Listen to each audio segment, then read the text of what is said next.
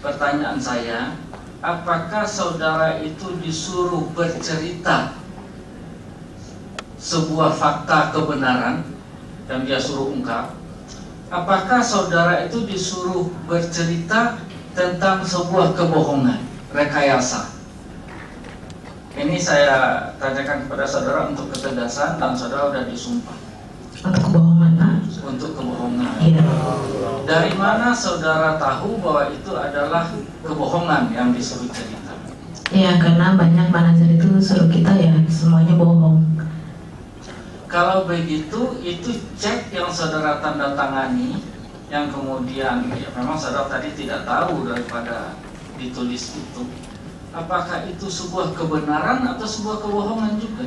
Kalau untuk prosesnya, saya kan nggak tahu Pak ya, itu bagaimana hubungannya Pak Nazar dengan Pak Anas. Bagaimana proses mobil itu sampai diserahkan Pak Nazar ke Pak Anas, itu saya tidak tahu. Tapi kalau itu cek digunakan untuk mobil Harrier, itu memang benar. Cuma Pak Nazar itu yang suruh saya bohong itu, cek itu sumbernya dari Adikarya, dari proyek Hambalang. Itu bohong. Karena Hambalang itu baru ada pembicaraan di tahun 2010.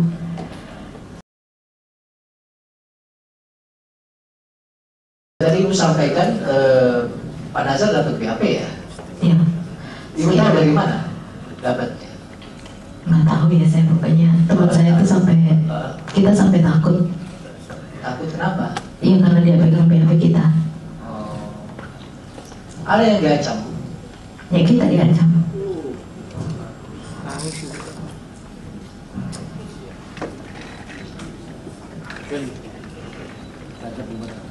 Yang lain apa ikut juga takut ya?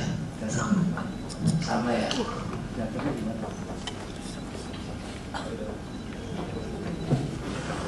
Diancamnya waktu pas rapat itu ya, Bu? Ya, baik, cukup. Ibu, udah kami prihatin ya, dan terima kasih Ibu Clara ya. Mudah-mudahan ya Allah di bulan Ramadan ini ya terus melindungi kita.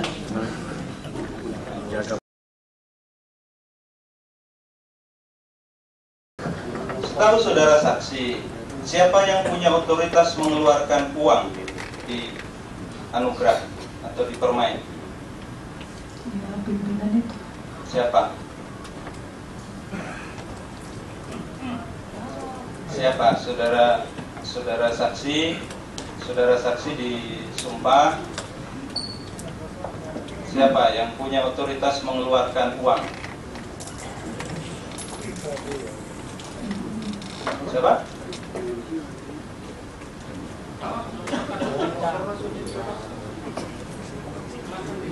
Atau barangkali kursinya geser sedikit kalau takut.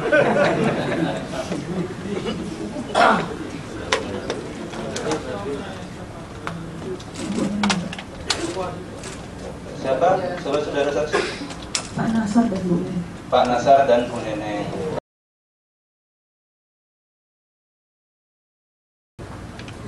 Apakah saudara pernah juga diperintah untuk bikin keterangan yang tidak benar? Dulu waktu baru tertangkap sering Pak. Baik. Apakah saudara saksi pernah disuruh bikin keterangan yang tidak benar tentang saya? Sering dulu sebelum saya LPSK, oleh karena itu makanya saya minta LPSK supaya saya bebas dari intimidasi dan tekanan mereka Pak. Waktu yang saudara saksi ingat ya, apa keterangan tidak benar yang diminta oleh saudara Nazar untuk disampaikan tentang saya?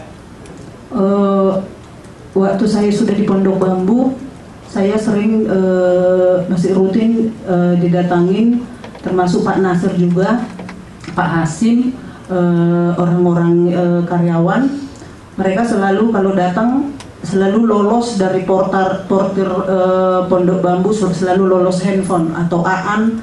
Dan ketika lagi saya dipanggil dari sel di sebuah ruangan, tiba-tiba nanti langsung handphone nih bicara sama bapak. Jadi saya kan bingung, kok tiba-tiba ada telepon bapak. Saya kan, aduh, saya bilang jangan saya bicara dengan bapak, saya stres kalau udah bapak telepon ke saya bingung nanti, saya bilang gitu. Jadi waktu kasus-kasus dia masih di Singapura itu, di situ memang sudah disebutkan bahwa pokoknya Ros, kamu harus sebutkan Anas bagaimana supaya dia lengser dari ketua umum. Itu bahasa dia dari awal saya di Pondok Bambu. Apalagi selain itu? Saya mohon maaf, saya juga buka aja di sini, nggak apa-apa. Waktu itu tiap hari saya anehnya BAP saya di KPK, saya belum pulang, saya masih di jalan. Malamnya sudah ada menunggu orang dia, kok tahu isi BAP saya. Ini yang saya stres juga. Loh, kok tiba-tiba apa tadi yang saya sebut di penyidik, kok udah Pak Nazar kok langsung udah tahu, kok dia langsung ngamuk-ngamuk ke saya di telepon gitu. Ada orang yang datang udah bawa telepon. Akhirnya tiap hari begitu. Terakhir waktu di Singapura itu dia bilang, pokoknya kamu harus sebut namanya dia. Kalau enggak kamu bahaya. Nah di situ yang saya pernah ribut dan termasuk juga kesaksian PLTS, mohon maaf Bu Neneng, yang saya dipaksa bikin berita acara palsu, disumpah di Pondok Bambu. Kalau tidak saya ditembak di ruangan itu, saya dipukulin Pak Nasir. Tapi saya waktu itu hanya berdoa sebentar. Saya bilang, oke, saya tanda tangan. Tapi nggak tahu kenapa tiba-tiba ada di niat saya, oke, saya tanda tangan, tapi saya harus bikin tanda tangan palsu. Nanti saya akan katakan itu bukan tanda tangan saya. Nah udah, saya memang tanda tangan surat itu.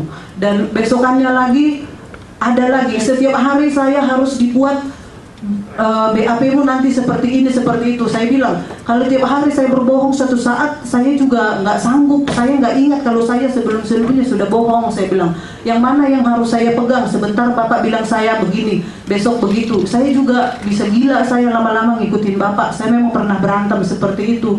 Terakhir dia sebutkan, pokoknya Ros, kita harus lengserkan Pak Anas. Kita akan adakan KLB, kita usahakan Marjuki Ali harus ketua umum. Kalau itu sudah ketua umum, nanti kamu pasti tidak akan berat. Seperti itu bahasanya. Ada perintah agar bagaimana cara menarik saya menjadi tersangka. Apakah saudara saksi tahu bahwa saudara Nazar itu suka perintah-perintah begitu kepada pegawainya? Suka Pak. Seperti saya juga kan dilaporkan Pak.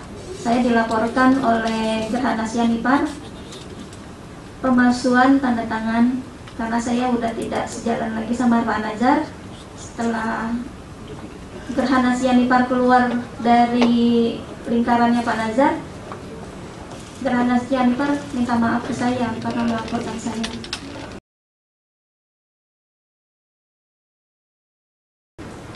Tahu saudara saksi Julianis, tadi keterangan saudara saksi Rosa bahwa pegawai-pegawainya Nazar diminta untuk bikin keterangan atau kesaksian yang mencelakai saya. Saudara saksi tahu itu? Tahu Pak, waktu awal kejadian saat itu saya lagi dikejar-kejar KPK Pak, sampai ke Cirebon kalau nggak salah. Jadi saya itu lari dari Pak Nazar, lari juga dari KPK karena saya tahu di KPK itu ada beberapa orang Pak Nazar. Jadi setelah saya ditangkap sama KPK tanggal 13 Juni, hari pertama itu saya sudah bilang saya keberatan dengan orang ini, keberatan dengan orang ini. Jadi saya diisolasi sama penyidik KPK. Yang bisa ketemu saya hanya Pak Novel, Pak Arif, Pak Sigit, dan Pak Taufik. Hanya 4 orang ini aja yang bisa ketemu saya, karena saya diisolasi di Hotel Aslon yang di Senen. Itu 1 hari saya di situ. Itu saya diisolasi karena ada petinggi yang saya sebut hari pertama itu. Saya bilang dia orangnya Pak Nazar.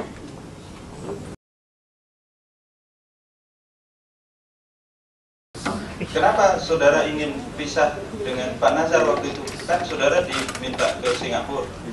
Ya, soalnya saya disuruh merubah identitas Pak di sana. Saya merubah identitas, saya nggak mau.